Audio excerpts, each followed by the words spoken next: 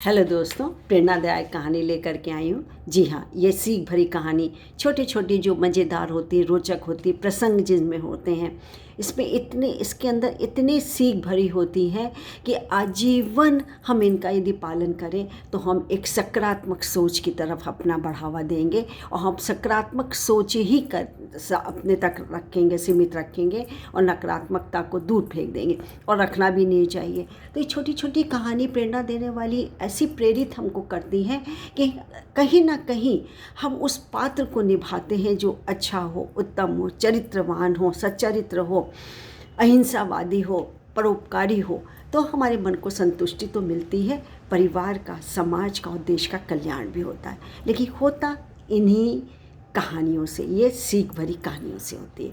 तो आज मैं एक कहानी लेकर के आई हूँ, उसका नाम ही है सीख।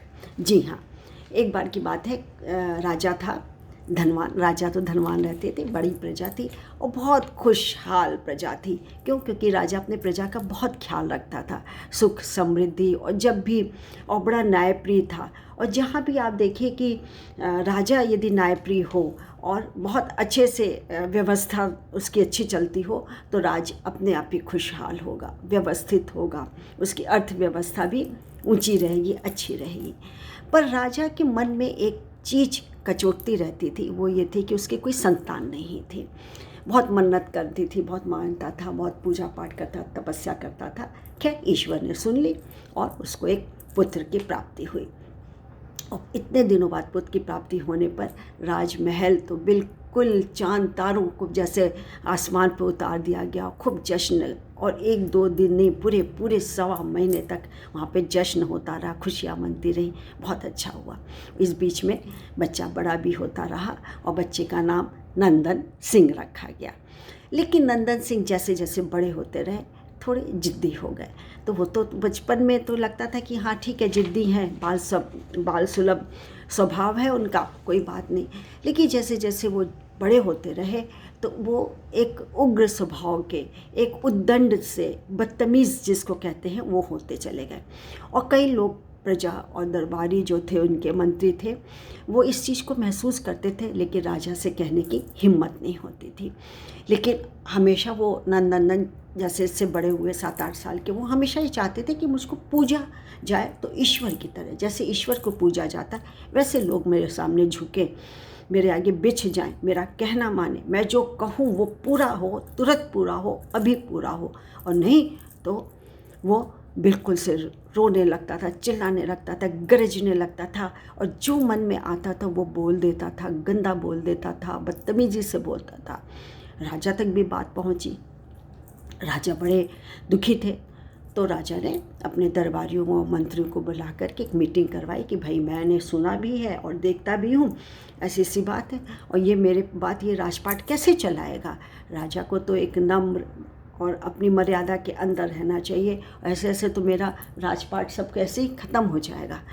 तो उनके एक दरबारी ने उनको सुझाया कि पास के गांव में एक साधु महात्मा रहते हैं और वो बहुत पहुँचे हुए हैं और इस तरीके के जीवन जो होता है वो उसको सुधारते हैं। उनका नाम है राधानुगुप्त।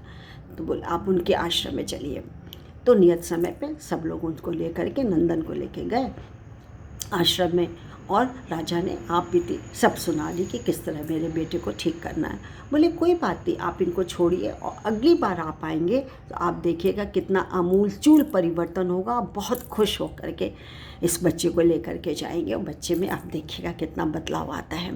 राजा ये सुन के बहुत आश्वस्त हुआ और महाराज ने भी उनको सांत्वना दी और वो चले गए अपने बच्चे नंदन को छोड़ करके आश्रम में, वो चले गए।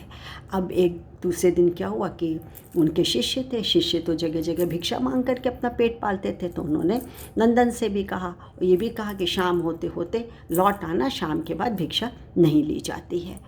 तो उसने नानुकुर कर दी और भिक्षा मांगने के लिए तैयार ही नहीं हुआ। ऊपर से गुस्सा होकर के बैठ गया मुँह फुला के कि मेरा काम तो ये है नहीं। चलो कोई बात नहीं।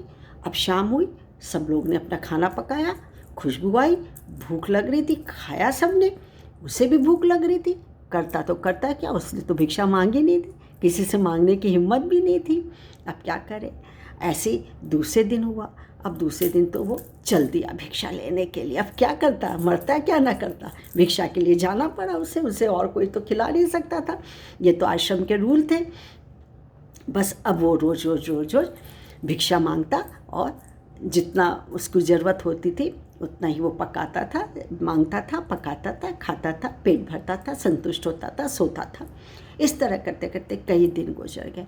अब क्या भिक्षा मांगना ही नहीं, और भी जो नियम थे, सिद्धांत थे वहाँ के, उसको भी बागवानी करना है, पानी डालना है, आज्ञा का पालन करना है, कैसे गुरु शिष्य परंपरा का निर्वाह करना है, कैसे प्रवचन बोलना है, कैसे सुनना है, कैसे संवाद बोलने हैं, और तो और जितने सामाजिक गुण होते हैं, ममता हो, प्रेम हो, त्याग हो, सहानुभूति हो, सहिष्णुता हो, सहयोग हो, कल्याण हो, अहिंसा हो, इन सब को कूट कूट करके भरा जाता था उस आश्रम में।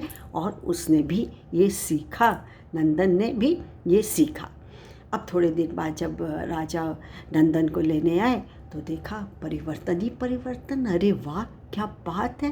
तो बहुत ज़्यादा मतलब उसमें परिवर्तन देखा। तो ये जो कि थी, ये उसकी कहानी जो कि राजा और उनकी थी, और जो कि ये हमारे पीछे जो कि बहुत बड़ी सीख भी दे जाती है कि नंदन में परिवर्तन आया, और परिवर्तन के साथ वो बाद में एक बहुत बड़ा सफल राजा भी बना। कैसे बना? क्योंकि स्वयं ही वो बहुत गुणी हो गया था। यदि स्वयं गुणी नहीं होता तो प्रजा के लिए वो क्या करता? कुछ नहीं कर पाता। तो हमारे पीछे यही सीख छोड़ देती है बच्चों, युवाओं या किशोर वर्ग, जिनके लिए ये विशेष संदेश होता है कि वो अच्छा सोचे, सकारात्मक सोचे, अच्छा कार्य करें। तो गुरु की सीख जो कि नंदन के जीवन को तो बदल दिया, वह एक क्रूर राजकुमार से एक न्यायप्रिय और दयालु राजा बन गया। इस कहानी से हमें यही तो शिक्षा मिलती है कि अगर हम में गुण होंगे तो लोग हमें हमेशा याद रखेंगे, पसंद करेंगे। लेकिन अगर हम अवगुणी हैं तो हमें प्रशंसा कभी भी नहीं मिलेगी। कैसे? क्यों? क्योंकि जब वो वन में था, आश्रम में था और पूरी शिक्षा ली हुई थी, तो गुरु ने, राधा गुप्त जी ने उनसे कहा कि शिक्षा पूरी लगभग हो गई, अब तुम एक काम करो, ये बगीचे में से गुलाब का फूल तोड़ करके लाओ। गुलाब का फूल तोड़ के लाया। फिर कहा देखो दूर वो नीम का पेड़ है, उसमें से कुछ पत्तियाँ लेकर के आओ। वो पत्तियाँ लेकर के आया, आज्ञा माना। उनका फूल को सूंघ के देखो। फूल को सूंघा, कैसा लगा? बहुत अच्छी खुशबू है गुरुजी, बहुत अच्छा लग रहा है मन को, दिमाग को, सब। उन्होंने कहा कि अभी नीम की पत्ती को खा के देखो। मसल के खाया, ओहो हो, थू थू थू करके उसने फेंक दिया और पानी के लिए विचलित होने लगा। किसी तरह पानी उसको मिल गया। तो गुरु जी ने यही कहा, महात्मा जी ने, कि देखो तुम अपनी प्रशंसा चाहते हो तो प्रशंसा लायक कार्य तो करो, तभी तो लोग प्रशंसा करेंगे। जैसे फूल को सूंघ करके तुमने उसकी प्रशंसा की क्योंकि फूल में खुशबू बहुत ज़्यादा अच्छी थी और कड़वी नीम में बहुत कड़वाहट थी, तुम उसको सहन नहीं कर पाए, थू थू करके फेंक दिया, यानी कि अवगुण था उसमें।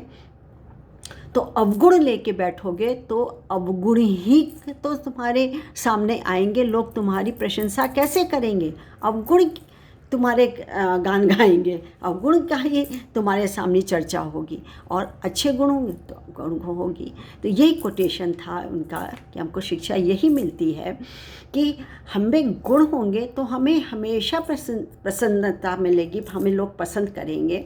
लेकिन यदि हम ही अवगुणी हैं तो हमें प्रशंसा कौन देगा? कोई नहीं देगा। प्रशंसा कभी हमको मिल ही नहीं सकती। तो यही संदेश मेरा पहुंचाना होता है, मैंने पहुंचा दिया। आज के लिए इतना ही। मैं अपना परिचय दे दूं।